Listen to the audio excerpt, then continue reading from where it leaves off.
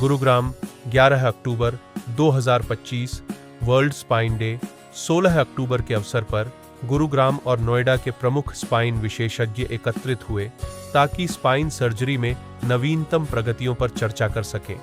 विशेष रूप से यह कि आधुनिक तकनीक कैसे रोगियों के परिणामों और रिकवरी को परिवर्तित कर रही है।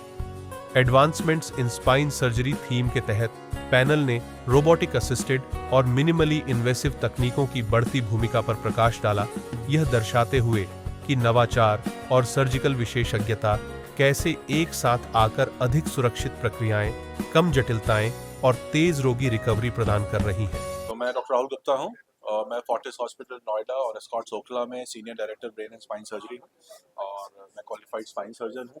और आज की जो हम ये प्रेस कॉन्फ्रेंस कर रहे हैं उसमें हम स्पाइन में जो लेटेस्ट टेक्निक्स आई हैं उसके बारे में डिस्कस कर रहे हैं, जो कि 3D टेक्नोलॉजी है इमेजिंग की, जिससे कि हम जब स्पाइन को फिक्स करते हैं इसमें स्क्रू लगाते हैं, प्लेट लगाते हैं या केज लगाते हैं। ये टेक्नोलॉजी जो है पिछले कुछ सालों से ही इंडिया में आई है और रिसेंटली अभी हमने फोर्टिस हॉस्पिटल में ली है। और इससे ओवरऑल जो क्वालिटी ऑफ सर्जरी है, उसकी सेफ्टी है, उसकी एक्यूरेसी है और फिर उसके बाद जो रिजल्ट्स हैं उसमें काफ़ी ज़्यादा इम्प्रूवमेंट होता है और इससे हमारे जो रिस्क जो है वो कम हो जाते हैं। इससे हम लोग पेशेंट को बेनिफिट को पास ऑन करते हैं। इसमें खासकर उन पेशेंट्स में जिसमें कि फ्रैक्चर है या डिजेनरेटिव डिजीज़ है या उनका ट्यूमर है या किस तरह का इन्फेक्शन है और हमारे को स्क्रू प्लेट लगाने हैं, तो उसमें खासकर इन पेशेंट्स को एडवांटेज मिलता है। इसके अलावा ओवरऑल जो स्पाइन सर्जरी के रिजल्ट्स हैं पिछले 10-12 सालों में इंप्रूव हैं, क्योंकि हम लोग रूटीन में रेगुलरली माइक्रोस्कोप का इस्तेमाल करते हैं जो कि ऑपरेटिंग माइक्रोस्कोप होता है। न्यूरो मॉनिटरिंग हम इस्तेमाल करते हैं। उसके अलावा हमारे पास स्पेशल गैजेट्स हैं, जैसे स्पेशल स्पाइन टेबल है, क्यूजा मशीन है, कॉटरी और सक्शन मशीन्स है। खासकर हमारे एनेस्थीसिया के डॉक्टर्स का भी बहुत इंपॉर्टेंट रोल है, जो कि इतना सेफ एनेस्थीसिया देते हैं हमारे स्पाइन केसेस में कि उससे हमारे पेशेंट का आउटकम बड़ा अच्छा होता है। पेशेंट को हार्डली 2-3 दिन अस्पताल में रहना पड़ता है। हमने अपनी कॉन्फ्रेंस में डिस्कस किया था कि वर्टियोप्लास्टी या काइफोप्लास्टी, जो कि ऑस्टियोप्रोटिक स्पाइन फ्रैक्चर के लिए या ट्यूमर वाले स्पाइन फ्रैक्चर के लिए बड़ा कामयाब है। इसमें बिना बेहोश करे ऑपरेशन थिएटर के अंदर सिर्फ नीडल से सीमेंट भर देते हैं और उससे भी हड्डी में स्ट्रेंथ आ जाती है और उसका जो पेन है वो जादू की तरह गायब हो जाता है। पेशेंट अगले दिन से खड़ा हो जाता है, चलने लग जाता है। तो ये वर्टियोप्लास्टी काइफोप्लास्टी प्रोसीजर भी जो है, ये भी एक नया प्रोसीजर है जिसमें कि एडवांसमेंट हमने देखी है होते हुए और इससे पेशेंट को फायदा हुआ है। इवन 100 साल से ऊपर वाले पेशेंट्स को भी अगर ये मिनिमली इन्वेसिव प्रोसीजर कर देते हैं तो वो अगले दिन से एटलीस्ट अपने टॉयलेट के लिए खुद जा सकता है। सर, उन लोगों के लिए आप क्या संदेश देंगे जिनको शुरुआती में जैसे पीठ का दर्द तो या स्पाइन की उसका जो ज्यादा प्रॉब्लम है या कमर का दर्द है, ये बहुत ही आम प्रॉब्लम है। अगर आप अपने आसपास सराउंडिंग देखें तो 60 से 70% लोगों को, इंक्लूडिंग मैं, मेरे को खुद को स्पाइन की प्रॉब्लम है।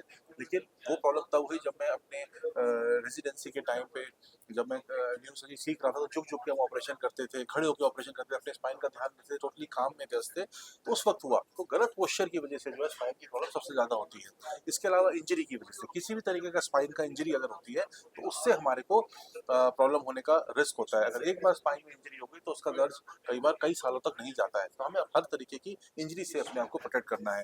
हमारा पोस्चर अच्छा होना चाहिए, रेगुलर एक्सरसाइज करनी है, पौष्टिक आहार लेना है, अल्कोहल और स्मोकिंग से हमारे को बचना है। अगर हम ये सब चीजें करते हैं तो हमारे को 90% चांस है कि स्पाइन की प्रॉब्लम नहीं होगी। फिर भी अगर हो जाती है तो हमें एक डॉक्टर से संपर्क करना है, जो कि हमें माइनर रेमेडीज बताएंगे, मेडिसिन देंगे, फिजियोथेरेपी के बारे में एडवाइस देंगे। ये सब चीजें करने से भी हमारे को एडवांटेज मिलता है। कभी कभी बेड रेस्ट भी करना पड़ता है थोड़े लंबे टाइम तक। इन्फेक्शन इंडिया में बड़ा कॉमन है, ट्यूबरक्लोसिस किसको कब हो जाए ये पता नहीं चलता। अगर आप जानना चाहेंगे तो 0.1% डॉक्टर्स जो किसी न किसी अस्पताल में काम कर रहे हैं उनको किसी न किसी तरह की ट्यूबरक्लोसिस, खासकर स्पाइन की ट्यूबरक्लोसिस बड़ी कॉमन है। तो ट्यूबरक्लोसिस इन्फेक्शन, ट्रॉमा, उसके अलावा डीजेनरेटिव चेंजेस यानी कि जो डिजीजेज हमारे को उम्र के साथ धीरे धीरे होती है, जैसे डिस्क की प्रॉब्लम है, हड्डी टूट रही है या लिगामेंट फूल रहे हैं या स्पाइन टेढ़ी हो रही है, वो भी बड़ा कॉमन है। उसके लिए रेगुलर एक्सरसाइज और प्रिकॉशंस ये बड़ा इंपॉर्टेंट है, जिससे कि हम इन डिजीज को प्रिवेंट कर सकते हैं। पर अगर फिर भी ये डिजीज हो जाती है, क्योंकि आजकल लॉन्गेविटी बढ़ रही है, तो उस केस में सर्जरी का अच्छा रोल है, अगर वो पेशेंट उसके लिए फिट है और रिक्वायर्ड है। I am Dr. Sandeep Fresh. I am head of Department of Neurosurgery at Fortis Memorial Research Institute, and I am current president of the World Spine Society. And today I am going to talk about the spine health and management of spinal disease. So basically I'll just summarize what we discussed today. That spine surgery, people are scared of spine surgery, and spine surgery has become a very safe procedure now.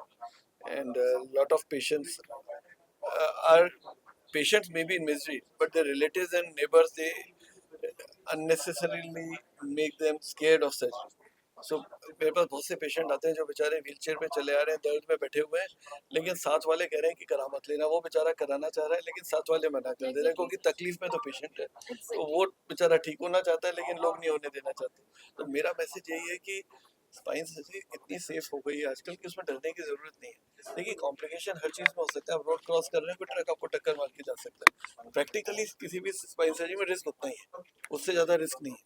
सो अधिकतर लोग ठीक होके जाते हैं। जरूरी नहीं है कि हर एक को 100% रिजल्ट आए, बट 95% पेशेंट बहुत अच्छे रहते हैं। हमें तो उससे पता चल जाता है कि पेशेंट को अगर प्रॉब्लम होगी तो वापस आ जाता है, राइट। स्पाइन वाले हमारे वापस दोबारा देखने को नहीं मिलते। एक बार सर्जरी करा के जाते हैं, उसके बाद अधिकतर लोग आते भी नहीं है कभी वापस, लोग सब ठीक ठाक रहते हैं। तो उसमें सर्जरी में डरने की जरूरत नहीं है खासतौर से। और ओल्ड एज के कारण आजकल स्पाइनल डिजेनरेटिव प्रॉब्लम बहुत ज़्यादा बढ़ गई। अनफॉर्चुनेटली उससे क्या होता है कि पेशेंट का चलना फिरना मुश्किल हो जाता है, यूरिन की प्रॉब्लम होने लगती है। अब आप इमेजिन करिए एक 75-80 ईयर ओल्ड का आदमी जिसको चलने की दिक्कत होने लगी, धीरे धीरे व्हील चेयर पे आ जाता है, उसकी क्वालिटी ऑफ लाइफ नीचे जाती जा रही है, यूरिन की दिक्कत हो रही है, यूरिन कंट्रोल नहीं कर पा रहे, घर वाले भी धीरे धीरे छोड़ देते हैं, कब तक वो भी केयर करेंगे। अगर हम उस आदमी की क्वालिटी ऑफ लाइफ इंप्रूव कर दें, एक छोटा सा सर्जरी करके वो अपना इंडिपेंडेंट हो जाए, अपना घूमने फिरने जा सकता है, दोस्तों के साथ पार्क में जाके गप्पे लगा सकता है, तो क्यों नहीं किया जाए। तो मेरा यही मैसेज है कि लोगों को इससे डरने की जरूरत नहीं। जरूरी नहीं कि हर एक को सर्जरी की जरूरत है, आपको चूज करना है कि किस पेशेंट को एक्चुअली सर्जरी से फायदा हो सकता है, जिसको फायदा हो सकता है सिर्फ उसी का करना चाहिए। सर आजकल के टाइम में ऐसा भी होता है ना कि किसी के पास इतना खर्चा है अफोर्ड करने के लिए, किसी के पास नहीं है, तो ऐसे में वो क्या कर सकते हैं? See, unfortunately, that is a social question to which I don't have any answer, right? But at least in India, there are a lot of government hospitals which are very good. Unfortunately, there is a long waiting list there, but they can go and try it there. As compared to other countries, like मैं आपको एक example दे रहा हूँ। अभी Canada से एक lady आई मेरे पास, अभी कल ही ऑपरेट किया है हमको। 1 साल से चल नहीं पा रही थी, पिछले 3 या 4 महीने से व्हील चेयर पे थी, पैरों का मूवमेंट बिल्कुल चला गया था। कनाडा में वो कई बार इमरजेंसी गई, किसी ने देखा नहीं उनको। लास्ट अभी 15 दिन पहले इमरजेंसी में गई, उनका 13 घंटे के बाद किसी डॉक्टर को देखने का नंबर आया। हम अपनी हेल्थ केयर की बात करते हैं, बता रहा हूँ कि बाहर वेस्टर्न एडवांस कंट्रीज में क्या हाल है। उसके बाद भी किसी ने एग्जामिन करके, जबकि पैरालाइज उनसे कह दिया कि अभी कुछ नहीं करना है, 2 महीने के बाद जाके न्यूरोलॉजिस्ट को दिखाना, 2 महीने बाद का नंबर दिया उसको। वो अगली फ्लाइट पकड़ के यहाँ आ गए। एमआरआई किया, उसको स्पाइन में बड़ा सा ट्यूमर था, हमने देखा। अगले दिन एमआरआई हो गया उसका, एडमिट हो गए, ऑपरेट भी हो गए कल। 3 दिन के अंदर ये सब हो भी गया और कल वो डिस्चार्ज हो जाएंगे। सो हमारे यहाँ की हेल्थ केयर, इसीलिए इंडिया मेडिकल टूरिज्म का हब बनता जा रहा है, क्योंकि because we are providing very good health care at a very cheap rate. हम वो इक्विपमेंट यूज कर रहे हैं जो वर्ल्ड के बेस्ट हॉस्पिटल्स के अंदर है, yet we are at 1/10 the cost. अभी एक और पेशेंट आया है जिसको मैंने अभी 4-5 दिन पहले टेस्ट किया। वो यूएस गए हुए थे ट्रिप के लिए और वहाँ पे उसको डिस्क प्रोलैप्स हो गया and he was in severe pain. वो इमरजेंसी में गए, $7,000 का तो सिर्फ उसका एमआरआई हो रहा था। उन्होंने सर्जरी का खर्चा उसको $1 लाख से ज़्यादा बताया। वो बेचारा यहाँ आ गया, एडमिट हो गया, अगले दिन ऑपरेट हो गया, डिस्चार्ज भी हो गया। तो हमारी हेल्थ केयर बहुत अच्छी है। हम जब बात करते हैं प्राइवेट हॉस्पिटल, हमें लगता है कि हमारे यहाँ खर्चा है। बाहर जितना हमारे यहाँ टोटल सर्जरी हो जाती है, बाहर की कंट्री में जो इंश्योर्ड पेशेंट होता है वो अपने कोपे में उससे ज़्यादा देता है सिर्फ एमआरआई का।